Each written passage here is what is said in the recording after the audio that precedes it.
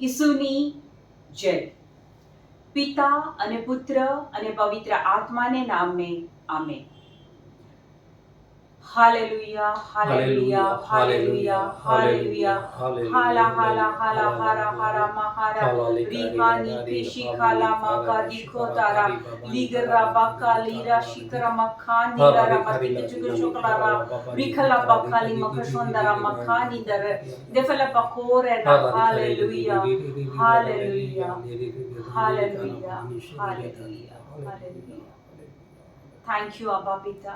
Thank you, Jesus. Thank you, Holy Spirit. પ્રભુ ઈસુ, તમારો આભાર માનીએ છીએ. તમે અમને પ્રોમિસ આપી છે કે હું તને ક્યારેય છોડી નહીં દઉં, ક્યારેય તારો ત્યાગ નહીં કરું. ઈસુ, તમારો આભાર માનીએ છીએ. તમે અત્યારે અમારી સાથે છો. Thank you, Jesus. Amen. Bible કોણે લખ્યું? પવિત્ર આત્માની પ્રેરણાથી અલગ અલગ વ્યક્તિઓ દ્વારા બાઇબલ લખવામાં આવ્યું છે. લખવામાં આવેલા વચનો એને લોગોસ કહેવામાં આવે છે. LOGOS. લોગોસ એટલે લખાયેલા શબ્દો. અને બીજો એક શબ્દ છે રેમા, REHMA. રેમા વર્ડ એટલે બોલાયેલા શબ્દો. લોગોસ લખાયેલા શબ્દો, રેમા વર્ડ એ બોલાયેલા શબ્દો. હવે આ બાઇબલનું વાંચન અને ત્યાર પછી આપણા જીવનમાં આવતા પરિવર્તનો, એની એક આખી પ્રક્રિયા થાય છે. એ પ્રક્રિયા કેવી છે કે વ્યક્તિ બાઇબલ વાંચે અથવા વચનો સાંભળે ત્યારે એ લખાયેલા શબ્દો વ્યક્તિના અંદર, આત્માની અંદર જાય છે. હવે આ લખાયેલા શબ્દો વ્યક્તિ જ્યારે વાંચે અથવા સાંભળે ત્યારે એ પવિત્ર આત્માની પ્રેરણાથી લખાયેલા બાઇબલના વચનો દ્વારા પ્રભુ જે તે વ્યક્તિ સાથે વાત કરે છે. દાખલા તરીકે ઈસુ માથીના 5મા અધ્યાયમાં એવું કહે છે કે તમે દુનિયાના દીવા છો, તમે ધરતીનું લૂણ છો. જ્યારે વ્યક્તિ આ લોગોસ લખાયેલા વચન વાંચે છે ત્યારે ઈસુ એ જે તે વ્યક્તિ સાથે વાત કરે છે અને કહે છે કે તું દુનિયાનો દીવો છે, તું ધરતીનું લૂણ, મીઠું છે. અહીંયા વ્યક્તિ જ્યારે વાંચ્યું ત્યારે પ્રભુએ વ્યક્તિ સાથે વાત કરી, પોતાના વચનો દ્વારા, પોતાના શબ્દો દ્વારા. હવે વ્યક્તિ જ્યારે આ વચન વાંચે છે કે સાંભળે છે ત્યારે એ વચન વ્યક્તિના આત્માની અંદર જાય છે. અને આત્માની અંદર એ વચન જો લાંબો સમય ટકી રહે, કારણ કે દાખલા તરીકે કોઈ વ્યક્તિ ગુલાબનો છોડ રોપે અને પછી એને ખાતર પાણી ના નાખે, એનું ધ્યાન ન આપે તો એ છોડ સુકાઈ જાય. એવી જ રીતના લોગોસ, પ્રભુના વચન જ્યારે આપણી અંદર જાય અને જો એમાં આપણે ખાતર પાણી ન નાખીએ, ખાતર પાણી એટલે કે રોજે રોજ એ વચનને બોલવું, યાદ કરવું, મનન ચિંતન કરવું, એ આપણું ખાતર પાણી છે. જો એ વ્યક્તિ આ ખાતર પાણી નાખે તો થોડા સમય પછી એક બીજી પ્રક્રિયા થાય છે. અંદર ગયેલું વચન હવે પવિત્ર આત્માની મદદથી જ્યારે એ વ્યક્તિ બોલે છે ત્યારે એ રેમા વર્ડ બની જાય છે. બોલાયેલું વચન, બોલાયેલા શબ્દો. એટલે બે પ્રક્રિયા થઈ. વચન અંદર ગયું અને કારણ કે એ ખાતર પાણી મળવાથી એ ત્યાં ટકી રહ્યું, એટલે પવિત્ર આત્માની મદદથી હવે એ વચન જે તે વ્યક્તિના મુખમાંથી બહાર આવે છે, રેમા વર્ડ બની જાય છે.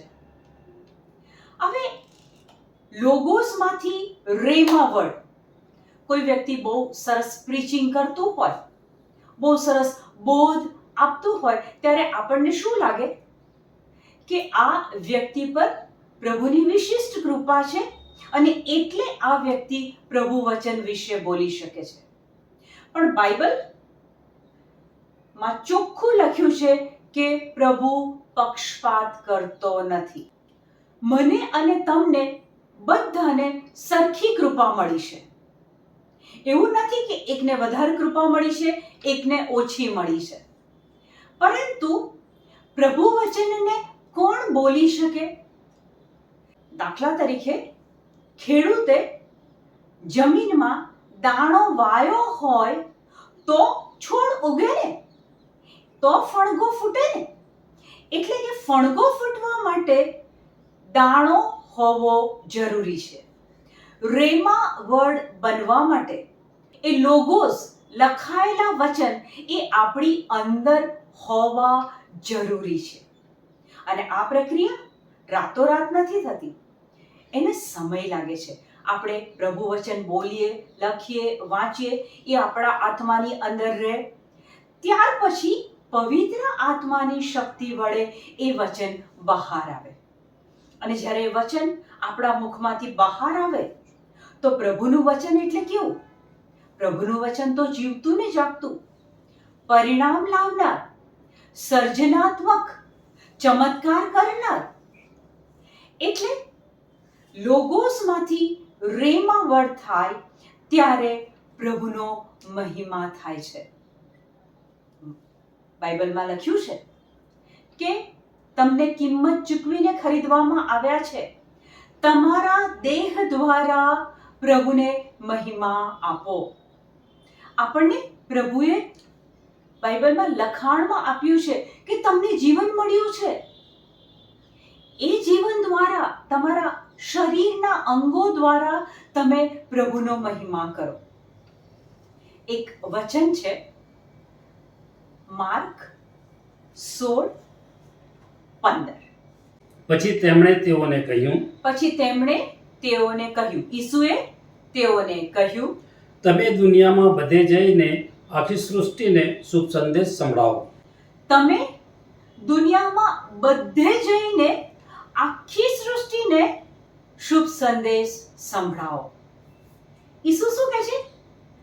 આખી દુનિયામાં બધે જઈને શુભ સંદેશ સંભળાવો. આ જ્યારે ઈસુ બોલ્યા ત્યારે ઈસુ એવું બોલેલા કે ફાધરો, સિસ્ટરો, પાસ્ટરો, પ્રીચરો, તમે જાઓ અને મારો શુભ સંદેશ ફેલાવો. ના, પ્રભુ મને અને તમને આ જ કામ આપે છે કે જાઓ અને લોકો આગળ મારા કરેલા કર્મો, મેં તમારા માટે જે બલિદાન આપ્યું, સ્વર્ગમાં તમારા માટે જગ્યા તૈયાર રાખી, આ બધી જ બાબતો લોકો આગળ કહો. એટલે કે બાઇબલમાં આ લખેલું છે. જ્યારે આપણે એ લોગોસને, લખેલા વચનને લઈએ, એના પર મનન ચિંતન, રિપીટેશન કરીએ અને પછી એનો એ જ સંદેશ લઈને બોલાયેલા શબ્દો, રેમા વર્ડ આપણે લોકો સુધી લઈ જઈએ. પ્રભુએ અહીંયા આપણને એક જણને આ કામ આપ્યું છે. કોઈને બાકાત નથી રાખ્યું, જાઓ ને લોકો સુધી મારા વચનો લઈ જાઓ. પણ એ વચન લોકો સુધી લઈ જવા માટે આપણી અંદર લોગોસ હશે તો એ રેમા બનશે, દાણા હશે તો ફણગા ફૂટશે. કલ્પના કરો કે તમારો કોઈ મિત્ર, તમારી કોઈ બહેનપણી નિરાશામાંથી, દુઃખમાંથી પસાર થઈ રહી છે. તમને એના માટે લાગણી છે, પ્રેમ છે. હવે તમે એની પાસે જઈને એની વાત સાંભળો છો. એટલે એ વ્યક્તિ એના દુખડા રડે છે, એના જીવનમાં જે બની રહ્યું છે એ બધું તમને કહે છે. હવે ત્યાં એ જે બોલે છે અને તમે સાંભળો છો, ત્યાં પ્રભુનું વચન જો ના હોય, કારણ કે પ્રભુનું વચન જ્યાં હશે ત્યાં પરિસ્થિતિ બદલાઈ જશે. પ્રભુનું વચન સર્જનાત્મક, પ્રભુનું વચન જીવતું ને જાગતું, પ્રભુનું વચન પરિવર્તન લાવનાર. એટલે જો તમે ત્યાં જઈને પ્રભુનું વચન ત્યાં બોલો તો ત્યાં પવિત્ર આત્મા આખી પરિસ્થિતિને બદલી નાખે. કોઈ વ્યક્તિને એમ લાગતું હોય કે મારી નિષ્ફળતાઓ, મારી આર્થિક અસદ્ધરતા એ કદાચ મારા જૂની પેઢી દર પેઢીના શ્રાપના કારણે છે, અને વ્યક્તિ દુઃખી થતી હોય. હવે તમે ત્યાં જાઓ છો અને પ્રભુનું વચન બાઇબલમાંથી લોગોસ લઈને હવે તમે જ્યારે એ રેમા વર્ડ, બોલાયેલું વચન એ વ્યક્તિને આપો છો, ત્યારે એ વ્યક્તિનું શું થાય આપણે એક વચન દ્વારા સમજીએ. ગલાતિયા 3:13. પણ ખ્રિસ્તે આપણે ખાતર પોતે સાપ વરી લઈને પણ ખ્રિસ્તે આપણે ખાતર પોતે શાપ વોરી લઈને આપણને નિયમ સંહિતાના શાપમાંથી ઉગારી લીધા. આપણને નિયમ સંહિતાના શ્રાપમાંથી ઉગારી લીધા. અહીંયા વચન શું કહે છે કે ઈસુ લાકડાના ક્રૂસ ઉપર મરી ગયા, અને એ જ્યારે લાકડાના ક્રૂસ ઉપર મરી ગયા ત્યારે પ્રભુ ઈસુએ આખી દુનિયાના શ્રાપો એમના શરીરમાં લઈ લીધા. હવે કોઈ વ્યક્તિને ખબર નથી કે ઈસુએ મારા બધા શ્રાપો, પેઢી દર પેઢીના શ્રાપો પોતાની અંદર લઈ લીધા છે, તો એ વ્યક્તિ દુઃખી અને નિરાશ રહે છે. નિષ્ફળતાઓ માટે કદાચ એ પોતાના ભૂતકાળના જીવનને જવાબદાર ગણે છે. પણ ત્યાં કોઈ વ્યક્તિ જઈને એને આ વચન આપે કે ઈસુએ તો તારા બધા શ્રાપ લઈ લીધા છે, તો એ વ્યક્તિને સત્ય, એકે એક વચન શું છે? સત્ય. અને ઈસુ શું કહે છે? તમે સત્ય જાણશો અને સત્ય તમને મુક્તિ આપશે. હવે એ વ્યક્તિ પાસે જો તમે આ સત્ય લઈને જાઓ, આ રેમા વર્ડ લઈને જાઓ, તો એ વ્યક્તિના જીવનમાં પરિવર્તન આવશે કે નહીં? મારો એક અનુભવ હું તમારી સાથે શેર કરું. એક છોકરો, 30 વર્ષથી ઉપરની એની ઉંમર, અને છેલ્લા 5-7 વર્ષથી એ સતત ડિપ્રેશનમાં જીવતો હતો. પોતે દુકાન ખોલેલી, અને આ ડિપ્રેશનના કારણે એ દુકાન ચલાવી ના શક્યો, એટલે એણે એ દુકાનને બંધ કરવી પડી. અને ઘણા બધા લોકો પાસે એ ગયો, એ લોકોએ એની જોડે કાઉન્સેલિંગ કર્યું, અને ઘણો સમય વીતી ગયો. હવે એવું બન્યું કે કોઈ વ્યક્તિ દ્વારા એ છોકરાનો નંબર મારી પાસે આવ્યો, અને મને એવું કહેવામાં આવ્યું કે આ ભાઈ સાથે કાઉન્સેલિંગ કરશો? મેં કીધું ચોક્કસ. હવે જ્યારે એ ભાઈ સાથે વાત કરવાનો સમય આવ્યો ત્યારે પવિત્ર આત્માએ મને મદદ કરી, અને અમુક વચનો મેં એ ભાઈ સાથે શેર કર્યા. એમાંનું એક વચન યોહાન 14:27. એ વચન હું જ્યારે વાંચતી મને ખૂબ શક્તિ આપતું, કારણ કે પ્રભુનું વચન જીવતું જાગતું, શક્તિ આપનાર, સર્જનાત્મક, પરિણામ લાવનાર. એટલે આ વચન મને ખૂબ ગમતું અને હું ઘણી વખત એ વચનને રિપીટ કર્યા કરતી, બોલ્યા કરતી.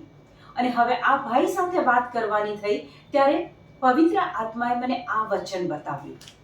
યોહાન 14:27. હું તમારે સારું શાંતિ મૂકતો જાઉં, હું તમારે સારું શાંતિ મૂકતો જાઉં છું. મારી પોતાની શાંતિ તમને આપતો જાઉં છું. મારી પોતાની શાંતિ તમને આપતો જાઉં છું. હું જે શાંતિ આપું છું તે સંસાર આપે તેવી નથી. હું જે શાંતિ આપું છું, ઈસુ શું કહે છે? હું જે શાંતિ આપું છું તે સંસાર આપે તેવી નથી. દવા કે ગોળીઓ આપે તેવી નથી. ઇન્જેક્શનો આપે તેવી નથી. મિત્રો આપે તેવી નથી. સગાવાલા આપે તેવી નથી. ઈસુની આ અલગ શાંતિ, એક વીઆઈપી કોટામાંથી પ્રભુએ આપણા માટે એ શાંતિ આપણી અંદર મૂકી છે. વચન કે છે, ઈસુ કહે છે કે હું તારે સારું શાંતિ મૂકતો જાઉં છું, મારી પોતાની શાંતિ તને આપતો જાઉં છું. હું જે શાંતિ આપું છું તે સંસાર આપે તેવી નથી. તમારા અંતરને અસ્વસ્થ થવા દેશો નહીં, તમારા અંતરને અસ્વસ્થ થવા દેશો નહીં, તેમ હિંમત પણ હારશો નહીં. તેમ હિંમત પણ હારશો નહીં. હવે આ વચન એ ભાઈ સાથે મેં એમને સમજાયું અને મેં એમને એક હોમવર્ક આપ્યું કે આવતીકાલે હું તમારી સાથે વાત કરું ત્યાં સુધીમાં આ વચન તમારે 25-50 વખત દિવસમાં બોલવું. હવે વ્યક્તિ જ્યારે એ વચનને બોલ બોલ બોલ કરે ત્યારે શું થાય? એ વચન એની અંદર કામ કરવા માંડે. કારણ કે વચન તો જીવતું ને જાગતું છે, પરિણામ લાવનાર છે, સર્જનાત્મક છે. હવે આ વચનની સાથે સાથે બીજું પણ એક વચન મેં લીધું અને એ છે યશાયા 41:13. હું તારો ઈશ્વર પ્રભુ, હું તારો ઈશ્વર પ્રભુ, તારો જમણો હાથ પકડું છું તારો જમણો હાથ પકડું છું અને કહું છું, અને કહું છું, ડરીશ નહીં, ડરીશ નહીં, હું તારી મદદમાં છું. હું તારી મદદમાં છું. હવે વ્યક્તિ ગમે તેવા અસામાન્ય દુઃખદ સંજોગોમાંથી પસાર થતી હોય, પણ ત્યાં આ લોગોસ, આ લખાયેલા વચન વ્યક્તિ જ્યારે બોલે, વાંચે, લખે અને ત્યાં જો વ્યક્તિ પોતાનું નામ ત્યાં મૂકી દે અને જો એ વ્યક્તિ બોલે કે પ્રભુ તમે મને પ્રોમિસ આપી છે કે પુષ્પા, હું તારો ઈશ્વર પ્રભુ, તારો જમણો હાથ પકડું છું અને કહું છું, ડરીશ નહીં, હું તારી મદદમાં છું.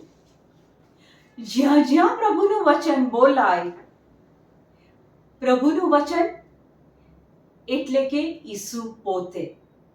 યોહાન 1:1-2 એમાં કહે છે ને કે પ્રારંભમાં શબ્દ હતો, શબ્દ ઈશ્વર સાથે હતો, શબ્દ ઈશ્વર હતો, પ્રારંભમાં એ ઈશ્વર સાથે હતો. અને પછી 14મા વચનમાં કહે છે કે શબ્દ માનવ થઈને અવતર્યો. એટલે કે આ ઈસુ માનવ થઈને અવતર્યો.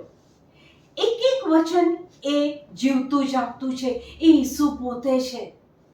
હવે વ્યક્તિ જ્યારે તકલીફ કે દુઃખમાંથી પસાર થતી હોય અને એ આ વચન સતત બોલે કે પ્રભુ તમારો આભાર માનું છું કે તમે મને આ પ્રોમિસ આપી છે, હું તારો ઈશ્વર પ્રભુ, તારો જમણો હાથ પકડું છું અને કહું છું, ડરીશ નહીં, હું તારી મદદમાં છું. ઈસુ એટલે કે પ્રકાશ. જો રૂમની અંદર અંધારું હોય અને તમે લાઇટની સ્વિચ ઓન કરો તો રૂમમાં અજવાળું થાય, પછી ત્યાં અંધારું ઊભું રહી શકે? ના. એ જ પ્રમાણે જે જીવનમાં દુઃખ, અશાંતિ, નિરાશા હોય ત્યાં જો પ્રભુનું વચન આવે, ઈસુ આવે, પ્રકાશ આવે, તો ત્યાં એ નિરાશા, ડિપ્રેશન, દુઃખ, બીમારી બધું જ જતું રહે. એ લોગોસ જ્યારે રેમાવળ થઈ જાય, આપણે સતત બોલતા થઈ જઈએ ત્યારે એ પ્રકાશના કારણે અંધારું નીકળી જાય. દુઃખો, જતા રહે. હવે એ ભાઈ સાથે મેં સતત આ પ્રકારના વચનો દ્વારા કાઉન્સેલિંગ શરૂ કર્યું અને લગભગ 5-7 વર્ષનું ડિપ્રેશન લગભગ 3 અઠવાડિયાની અંદર એ ડિપ્રેશન જતું રહ્યું અને એ ભાઈએ પોતાની દુકાન આજે શરૂ કરી છે. ઉત્સાહથી જીવન જીવી રહ્યા છે ભાઈ. આ ભાઈ સતત વચન બોલતા હતા અને એ વચનના કારણે એ નિરાશા ગઈ. એટલે સુભાષિતો 18:21 જીવન અને મૃત્યુ તમારી જીભમાં છે, એને એ જીભને જેમ ચલાવશો તેવા ફળ આપશે. આ ભાઈએ સતત વચનો બોલ્યા અને એ વચનોના કારણે આ ભાઈ ગણતરીના દિવસોમાં નિરાશામાંથી બહાર નીકળી ગયા, ડિપ્રેશનમાંથી બહાર આવી ગયા. અને ત્યાં પેલો આધ્યાત્મિક નિયમ કે પ્રભુના મુખમાંથી નીકળેલું વચન તમે બોલો. આ કાઉન્સેલિંગના અનુભવમાંથી એક બાબત સ્પષ્ટ થાય છે કે જેટલું તમે પ્રભુ વચન વધારે સાંભળશો એટલું તમારામાં શ્રદ્ધા વધશે. રોમ 10:17 કહે છે કે ખ્રિસ્તના સંદેશા સાંભળવાથી શ્રદ્ધા વધે છે. જેટલું પ્રભુ વચન વધારે ને વધારે સાંભળીશું એટલી શ્રદ્ધા વધે છે. બાઇબલ પવિત્ર આત્માની પ્રેરણાથી લખાયેલું બાઇબલ, એ લખાયેલા વચનો લોગોસ અને એમાંથી રેમા, ત્યાં પ્રભુનો મહિમા થાય છે. પ્રભુને મહિમા આપીએ છીએ આપણે. અને જે કામ આપણને મળ્યું છે માર્ક 16:15 જાઓ અને આખી દુનિયાને મારો શુભ સંદેશ સંભળાવો. Thank you Jesus, praise you Jesus, amen.